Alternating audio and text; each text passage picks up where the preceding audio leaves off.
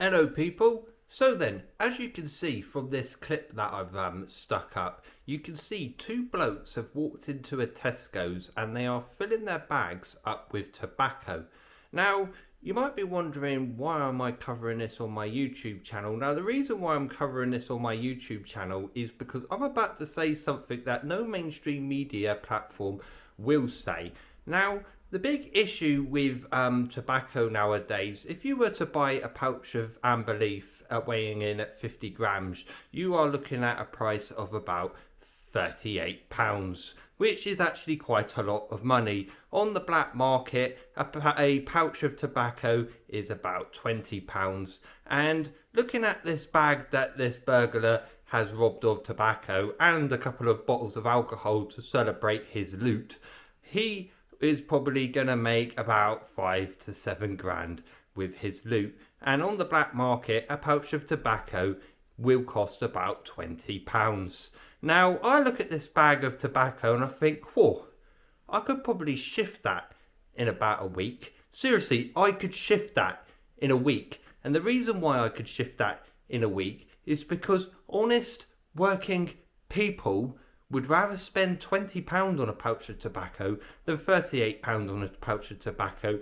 So therefore, if you get offered a pouch of legit tobacco for £20, you ain't going to give a flying rat's ass where it come from. You're going to buy it right up. And this is the problem with the government's war on tobacco. By pumping the price up, all you're doing is putting the people who sell it at risk.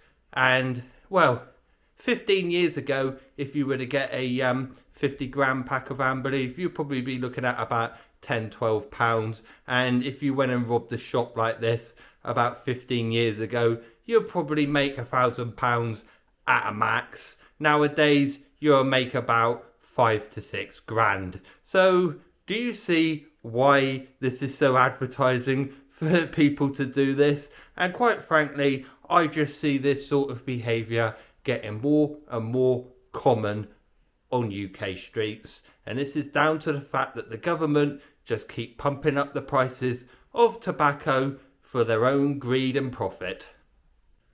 Of course, if you go and have a look at the fake news or the fake media or the fake mainstream media, the bullshit, they'll sit there and go, oh, thugs robbed tobacco from Tesco's, oh, thugs terrorise shopkeepers and blah blah blah. Never mind the reasons why they actually do this. Never mind the motivation they do this. I have just sat here and explained the motivation of why they do this. Not that I condone this sort of behaviour, because this sort of behaviour isn't right and shouldn't be happening on UK soil. And as I recall, we go to work and pay our taxes for our security, for our easy living on our streets. So why are the government putting shops and this sort of business in place for criminals to be able to do this? That is my question. I do not condone this one bit, just for the record. But if these people were caught and arrested, I highly doubt much would be done about it. In actual fact, if they do go to prison, they'll probably go to prison for about 6 months, if that.